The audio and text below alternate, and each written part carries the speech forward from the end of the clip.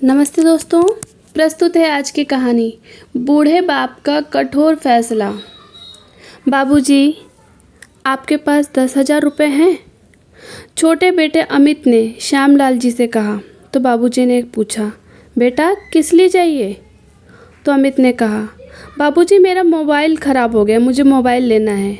बाकी कुछ तो है मेरे पास, थोड़े आप दे दीजिए। बेटा अभी तो तुमने नया मोबाइल लिया था, फिर इतनी जल्दी दूसरा मोबाइल क्यों ले रहे हो? तो अमित कहता है, बाबूजी वो अच्छा नहीं है, मुझे दूसरा लेना है।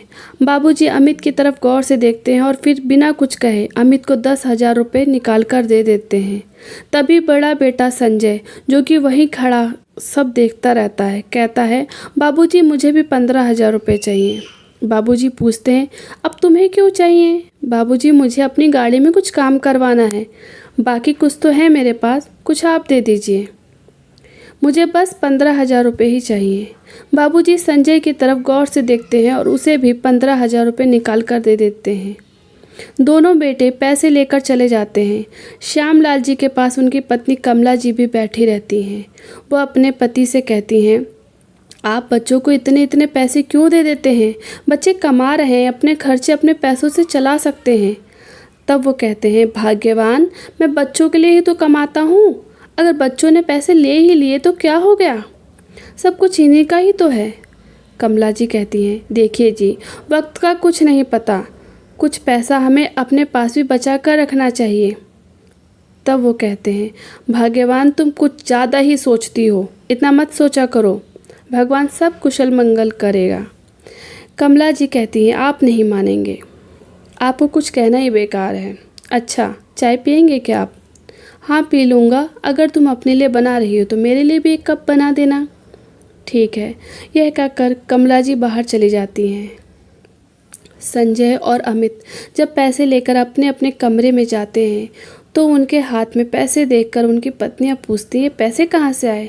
तो दोनों बताते हैं कि बाबूजी से लेकर आए हैं। दोनों की पत्नियां खुश हो जाती हैं और अपने अपने पति से वो पैसे ले लेती हैं और कहती हैं, यह तो हमारी शॉपिंग में काम आएंगे। श्यामलाल जी के 3 बच्चे थे, 2 बेटे और 1 बेटी। उनके बड़े बेटे का नाम संजय, छोटे का नाम अमित और बेटी का नाम संध्या था। श्यामलाल जी ने तीनों बच्चों की शादी कर दी थी। उनकी बेटी की शादी भी सुखी संपन्न परिवार में हुई थी। तीनों बच्चों की पढ़ाई लिखाई, पालन पोषण और शादी ब्याह में जो भी खर्च हुआ था सब उन्होंने ही उठाया था। बेटों की शादी में भी उन्होंने ही पैसा लगाया था। दोनों बेटों से कुछ नहीं लिया था। संजय और अमित दोनों जॉब करते थे, जबकि श्यामलाल जी का अपना कारोबार था। वे चाहते थे कि दोनों बच्चे कारोबार में ही लगें, लेकिन संजय और अमित दोनों को कारोबार में कोई दिलचस्पी नहीं थी। वह दोनों ही जॉब करना चाहते थे। श्यामलाल जी ने भी बच्चों पर कोई जोर नहीं दिया और करियर चुनने के लिए दोनों बच्चों को उन्होंने पूरी छूट दी थी। दोनों बच्चे जो भी कमाते थे वो अपने पास ही रखते थे। घर के खाने का खर्च, मेहमानों के आने जाने का खर्च, बिजली का बिल, गैस सिलेंडर का खर्च, बाकी जो भी खर्च थे सब श्यामलाल जी ही उठाया करते थे। घर श्यामलाल जी के पैसों पर ही चलता था। उसके ऊपर फिर भी ये हालात थे कि दोनों बच्चे किसी न किसी बहाने से महीने में कुछ न कुछ रकम अपने बाबूजी से निकलवा ही लेते थे। दोनों बेटों के 2-2 बच्चे थे। दोनों बहुएं भी ठीक ठाक थीं। सास ससुर की जैसे तैसे सेवा कर लेती थी, कभी उनके सामने बोलती नहीं थी। लेकिन श्यामलाल जी अपनी पत्नी कमला से बहुत प्यार करते थे।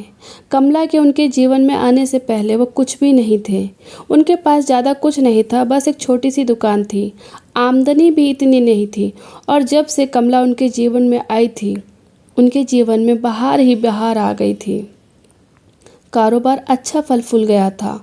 उन्होंने दुकान भी अब बहुत बड़ी बना ली थी और उनके सारे खर्चे उसी दुकान से पूरे हो जाया करते थे। इसीलिए वह अपने बच्चों से कुछ भी नहीं लेते थे। एक दिन शाम को जब दुकान से श्यामलाल जी घर आते हैं तो देखते हैं कमला जी कुछ परेशान सी बैठी हुई थी। श्यामलाल जी कमला जी के पास आते हैं और कहते हैं, क्या बात है कमला, तुम इतनी परेशान सी क्यों लग रही हो? कमला जी कहती हैं, पता नहीं क्या हो गया है, मेरा दिल घबरा सा रहा है। कल से कंधे में बहुत दर्द है। मैंने सोचा था कि तेल की मालिश कर लूँगी तो ठीक हो जाएगा। मालिश करने से भी कुछ नहीं हुआ। तो श्यामलाल जी कहते हैं, अरे तुम घबरा क्यों रही हो, क्यों परेशान हो रही हो? कल मेरी छुट्टी है, मैं सुबह ही तुम्हें डॉक्टर के पास ले चलूँगा। कमला गौर से श्यामलाल जी के चेहरे को देख रही थी। श्यामलाल जी कहते हैं, क्या हुआ कमला, तुम मुझे इतनी गौर से क्यों देख रही हो? कमला कहती हैं, कुछ नहीं, बस ऐसे ही देख रही थी। अगली सुबह श्यामलाल जी कमला को स्कूटर पर बैठाकर डॉक्टर के पास ले जाते हैं। श्यामलाल जी जा ही रहे होते हैं कि सामने से एक बाइक तेज़ी से आती है और वह बाइक वाला बाइक इतनी तेज़ी से चला रहा था कि श्यामलाल जी का बैलेंस बिगड़ जाता है। श्यामलाल जी तो संभल जाते हैं, लेकिन पीछे बैठी हुई कमला जी नीचे गिर जाती है और उनके सिर पर चोट लग जाती है। श्यामलाल जी जल्दी से स्कूटर खड़ा करके स्कूटर से नीचे उतरते हैं और कमला जी को देखते हैं। कमला जी श्यामलाल जी को देखती हैं और अपनी आंखें बंद कर लेती हैं। श्यामलाल जी घबरा जाते हैं। वो कमला को आवाज़ देते हैं, लेकिन कमला उनकी आवाज़ का जवाब नहीं देती है। श्यामलाल जी को समझ नहीं आ रहा था कि वो क्या करें। तभी वहाँ एक गाड़ी गुजर रही होती है। श्यामलाल जी उस गाड़ी वाले से रिक्वेस्ट करते हैं। वह गाड़ी वाला मान जाता है। श्यामलाल जी अपना स्कूटर वहीं खड़ा कर देते हैं और 2-3 आदमियों की मदद से कमला जी को गाड़ी में बैठाकर हॉस्पिटल ले जाते हैं। श्यामलाल जी कमला जी को अस्पताल लेकर पहुंचते हैं। कमला जी को जल्दी जल्दी स्ट्रेचर पर लेटाया जाता है और ऑपरेशन थिएटर ले जाया जाता है। श्यामलाल जी बेसुध खड़े रहते हैं, एकटक ऑपरेशन थिएटर की ओर देखते रहते हैं। तभी वहाँ उनकी बेटी और दामाद आते हैं और श्यामलाल जी को तसल्ली देते हैं। फिर वहाँ श्यामलाल जी के दोनों बेटे और बहू भी आते हैं। श्यामलाल जी ऑपरेशन थिएटर के बाहर ही इधर से उधर चक्कर काटते रहे। कुछ समय बाद जब डॉक्टर बाहर आते हैं तो श्यामलाल जी हड़बड़ा के पूछते हैं।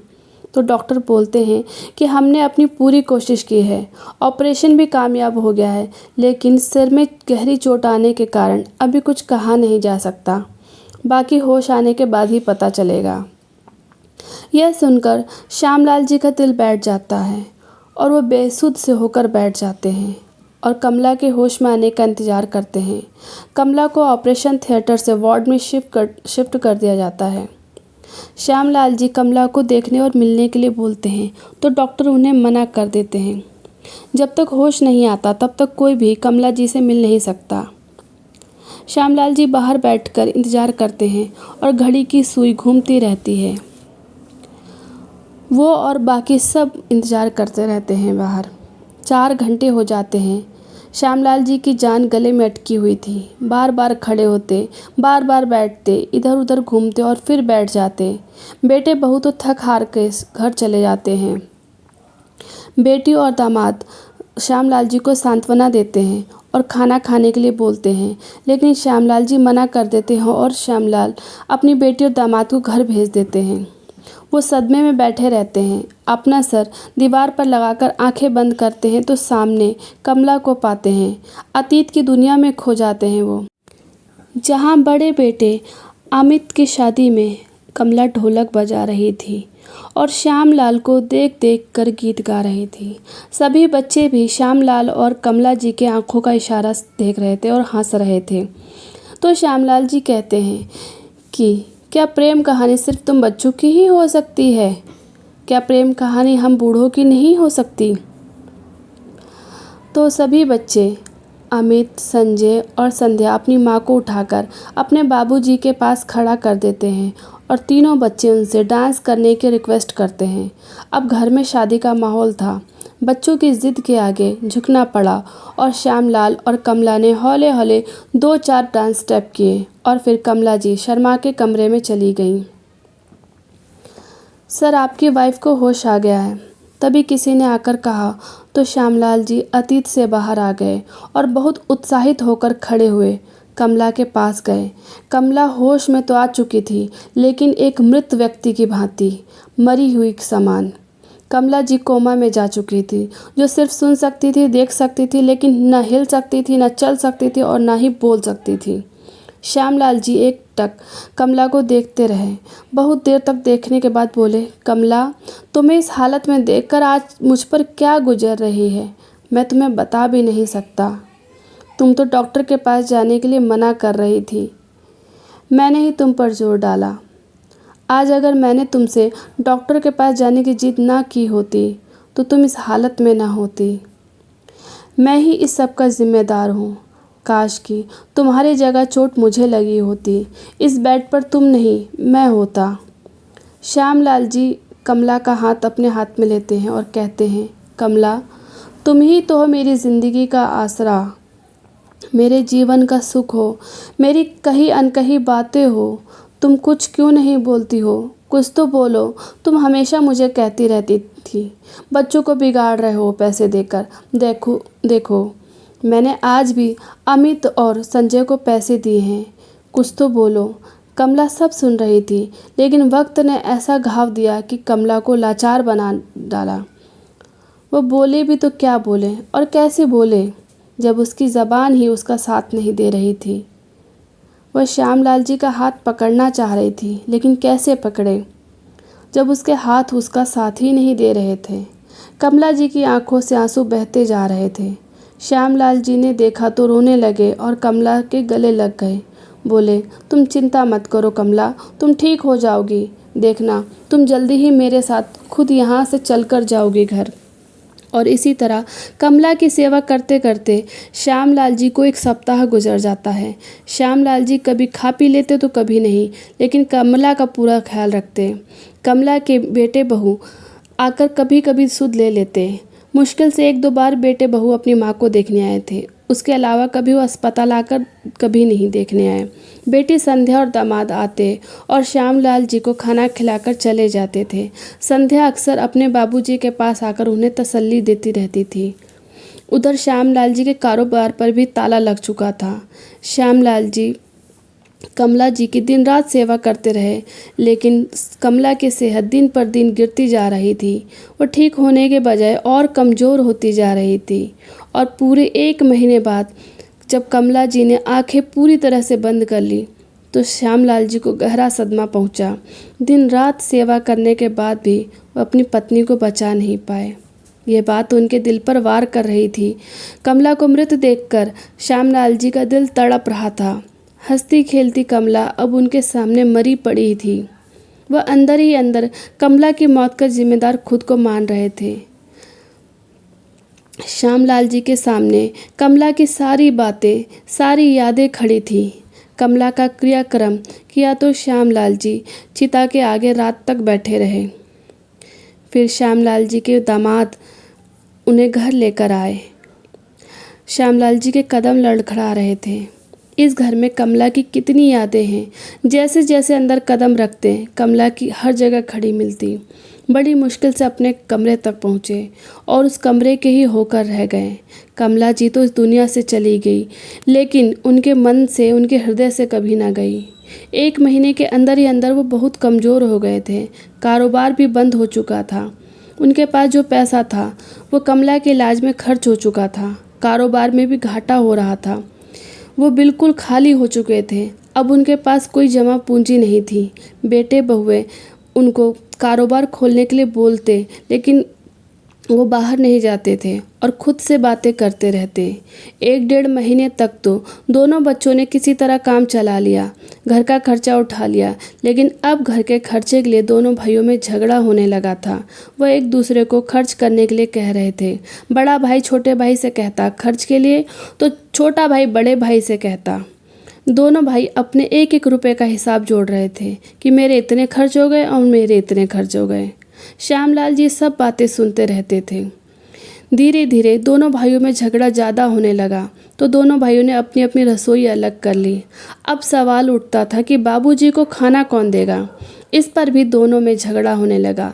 एक टाइम का खाना बड़े भाई ने कर लिया तो दूसरे टाइम का खाना छोटे भाई ने कर लिया। अब नाश्ते के ऊपर झगड़ा हो रहा था कि नाश्ता कौन देगा।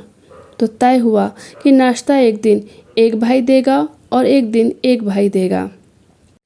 एक दिन दोनों भाई मिलकर बाबूजी के पास जाते हैं और कहते हैं, बाबूजी, और कब तक माँ के मरने का शोक मनाओगे? 1 महीने से भी ज़्यादा हो चुका है और आपका शोक ख़त्म होने का नाम ही नहीं ले रहा है। अब इस मातम की दुनिया से बाहर आइए और अपना कारोबार संभालिए। घर के कितने खर्चे हैं, बिना काम के कैसे पूरे होंगे? दोनों बेटे कहकर चले जाते हैं, लेकिन क्या कहकर गए इसका अंदाज़ा भी नहीं उन्हें था। श्यामलाल जी गहरी सोच में पड़ जाते हैं। वे सोचते हैं कि मैंने अब तक किया ही क्या है, कमाया ही तो है और बच्चों पर ही तो खर्च किया है। मैंने अपनी सारी ज़िंदगी सिर्फ कमाने में निकाल दी। सुबह चला जाता था, शाम को आता था, दिन रात मेहनत की। किसके लिए की? बच्चों के लिए ही तो की। और आज इन बच्चों पर 2 वक्त की रोटी भी देना मेरे लिए भारी हो रहा है। किसके लिए करूं? किसके लिए जाऊं और किसके लिए कमाऊं? इन स्वार्थी बच्चों के लिए? सारी ज़िंदगी कमाया ही तो है। जिसके लिए अब कमाता वो तो मुझे छोड़कर जा चुकी है। अब किसके लिए इतना सर दर्द पालूं? औलाद को सिर्फ मेरे पैसे से मतलब है, मुझसे नहीं। वे मेरे पैसे से प्यार करते हैं, मुझसे नहीं। मैंने सोचा था कि सारी ज़िंदगी तो कमाया है, बस अब काम नहीं करूँगा। मैंने सारी ज़िंदगी बच्चों को पाला, मेरे बच्चे मुझे अब पाल लेंगे ये सोचा था, मेरा सहारा बनेंगे ये सोचा था। लेकिन इन्हें तो अभी भी मुझसे ही काम करवाना है, मेरी ही कमाई खानी है। जबकि अब मुझ में हिम्मत नहीं रही काम करने की। मेरी हिम्मत जो थी वह तो चली गई। अब मैं अपनी हिम्मत कहाँ से लाऊं? जब कमला ही नहीं रही तो मैं काम क्यों करूं? नफ़रत हो गई है मुझे अब काम करने से भी। मुझे नहीं कमाना पैसा वैसा, बहुत कमा लिया पैसा, अब नहीं। अपने दोनों बेटों की बातें सुनकर श्यामलाल जी को और भी गहरा सदमा पहुंचता है। वे तो अपने बेटों के लिए क्या सोच रहे थे और उनके बेटे उन्हें लेकर क्या सोच रहे थे, ये भी वो देख चुके थे। वो अपनी सोच से बाहर ही नहीं निकल पा रहे थे। उनके मन के अंदर बहुत सारे सवाल जन्म ले रहे थे। सारी ज़िंदगी मैंने अपने बेटों को पाला पोसा, अच्छी परवरिश दी, पढ़ाया लिखाया, सारी ज़िंदगी खर्च उठाता रहा। जब भी पैसे मांगते, जितने भी मांगते, निकाल कर तुरंत दे देता। और आज मैं कुछ दिन के लिए अपनी बीवी के सदमे में घर बैठ गया तो इन पर बोझ बन गया। श्यामलाल जी कमला के देहांत से तो कुछ टूटे ही हुए थे और कुछ बेटों की बातों ने उन्हें तोड़ डाला था। अब तक श्यामलाल जी को बुढ़ापा महसूस नहीं हुआ था, लेकिन अब होने लगा। श्यामलाल जी अब पूरा समय घर पर ही रहते। श्यामलाल जी को खाने तक को कोई न पूछता, न बेटा न बहू। बेटी संध्या ही आकर अपने पिता का ख्याल रखती, लेकिन वह भी कितने समय तक घर को छोड़कर अपने पिताजी के पास आती। वह भी 1-2 दिन के लिए अपने पिता का ख्याल रखकर अपने घर चली जाती थी। अब घर में बाबूजी को लेकर दिन रात बवंडर मचने लगा था। बाबूजी के खर्च को लेकर दोनों बेटे दोनों बहुओं में जंग होने लगी। बात बात पर श्यामलाल जी को ताने मारे जाने लगे और काम करने पर जोर दिया जाने लगा। श्यामलाल जी सब देख रहे थे, सब सुन रहे थे, लेकिन वो शांत प्रवृत्ति के व्यक्ति थे, चुपचाप सब सुनते रहते। घर में उन्हें लेकर इतना बवंडर मचने लगा था कि श्यामलाल जी को अब खुद पर भी शर्म आने लगी थी। लेकिन श्यामलाल जी इतने कमज़ोर व्यक्ति नहीं थे। वे शांत प्रवृत्ति, मजबूत सोच विचार और दृढ़ निश्चय वाले व्यक्ति थे। एक दिन चारों बेटों बहुओं में बाबूजी को लेकर बहुत बहस हो रही थी। दोनों बहुएं अपने अपने पति से कह रही थी कि बाबूजी को कहो कि काम करें। बेटे भी कह रहे थे कि क्या किया जाए जिससे बाबूजी काम करने लगे। इसी बात को लेकर चारों बेटों बहुओं में झगड़ा हो जाता है। श्यामलाल अपने कमरे में सब सुनते रहते हैं, फिर वो कमरे से बाहर आते हैं। बेटे बहुए भी बाहर आ जाते हैं, श्यामलाल को काम करने के लिए कहते हैं। वो कुछ नहीं बोलते तो बेटे बहुए उन्हें खूब खरी खोटी सुनाने लगते हैं। कहते हैं, हमारे ऊपर बोझ बनकर मत बैठो, इतने समय से घर में पड़े हुए हो, कुछ काम धंधा क्यों नहीं करते? हम कहाँ से लाएं इतना पैसा? आपका बोझ उठाने के लिए हमारे पास कुछ नहीं है। फिर बहुएं कहती हैं, खुद करो, खुद पकाओ और खाओ। हमसे अपना ही काम नहीं होता, हमारा ही कोई कर दे। श्यामलाल जी चुपचाप बाहर चले जाते हैं तो सब खुश हो जाते हैं कि अब तो ताला खुल के ही रहेगा दुकान का। अब तो बाबूजी को काम करना ही पड़ेगा। एक बार बाबूजी काम करने लगे फिर तो सब ठीक हो जाएगा, पैसा आने लगेगा धड़ाधड़, घर का खर्चा आराम से उठ जाएगा। बेटों ने कभी भी घर के खर्चे में पैसे खर्च नहीं किए थे, इसीलिए वो अपने पिता पर काम करने के लिए ज़ोर डाल रहे थे।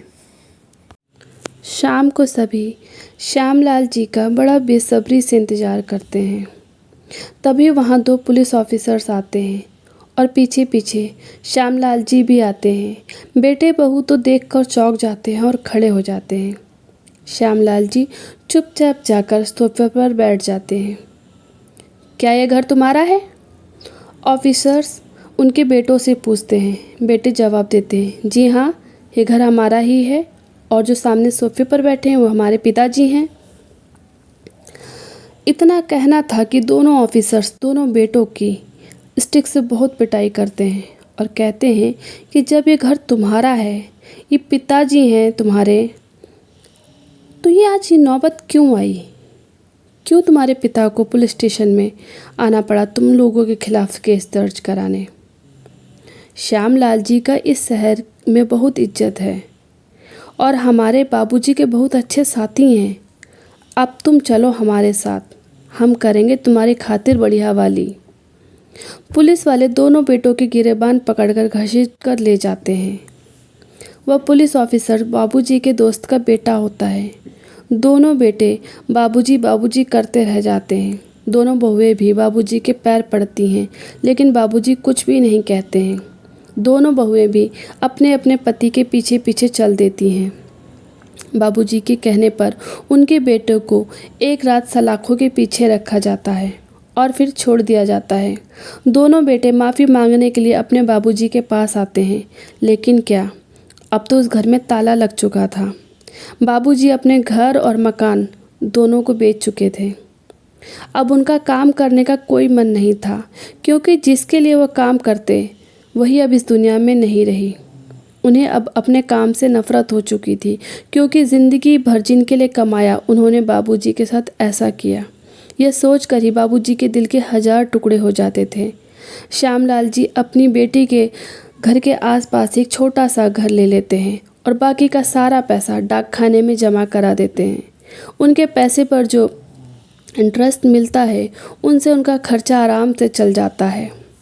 वह छोटा घर भी बाबूजी अपनी बेटी के नाम कर देते हैं और जो रकम उन्होंने डाकखाने में जमा कराई थी उसका नॉमिनी भी अपनी बेटी को बना देते हैं। श्यामलाल जी अपनी बेटी को कहते हैं, बेटी जब तक मेरे हाथ पैर चल रहे हैं मैं अपना काम खुद कर लूँगा। जिस दिन मेरे हाथ पैर जवाब दे देंगे उस दिन बेटा मेरा ध्यान रख लेना। मैंने जो पैसा डाक खाने में जमा कराया है उसका नॉमिनी भी तुम्हें ही बना दिया है और यह मकान भी तुम्हारे नाम कर दिया है। संध्या अपने बाबूजी के गले लग जाती है। संध्या को भी अपने बाबूजी के लिए बहुत दुख होता है। घर पास होने की वजह से वह अपने पिता की अच्छे से देखभाल भी कर लेती थी। श्यामलाल जी के पास उनका एक नौकर हुआ करता था जो बचपन से ही उनके पास रहता था। एक दिन उनके पास आता है और कहता है, बाबूजी आपका जब से काम बंद हुआ है मैं तो लावारिस हो गया आपके बिना। कई बार आपके घर आया था, तब आपके बेटों ने मुझे धक्के मार कर निकाल दिया। बड़ी मुश्किल से आपका पता मिला है। अब बताइए मैं कहाँ जाऊँ, कौन है मेरा आपके सिवा? श्यामलाल जी उसे अपने साथ रख लेते हैं और डाक खाने में जो भी रकम जमा थी उससे अपना जीवन यापन करने लगते हैं। बच्चे अपने बाबूजी के पास माफ़ी मांगने आते हैं, लेकिन बाबूजी उन्हें माफ़ नहीं करते हैं। अब दोनों बेटे एक किराए के घर में रहते हैं और अपना अपना घर खुद चलाते हैं, लेकिन उसमें भी उनका पूरा नहीं पड़ता। दिन रात खटपट, दिन रात लड़ाई झगड़े। दोस्तों, ज़िंदगी में हर जगह शब्द काम नहीं आते। कई जगह इंसान की खामोशी ही वार कर डालती है। जैसे श्यामलाल जी ने खामोशी में सब काम कर डाले। ज़िंदगी में हर जगह पैसा नहीं काम आता। कई जगह इंसान का सहारा भी बहुत ज़रूरी होता है। तो दोस्तों, आशा करती हूँ आपको ये कहानी पसंद आई होगी। अगर आपको ये कहानी पसंद आई हो तो प्लीज़ वीडियो को लाइक करें, शेयर करें, हमारे चैनल को सब्सक्राइब करें। कहानी को लेकर आपकी क्या राय है कमेंट में बताएं। कहानी सुनने के लिए आपका बहुत बहुत धन्यवाद। जय हिंद, जय भारत।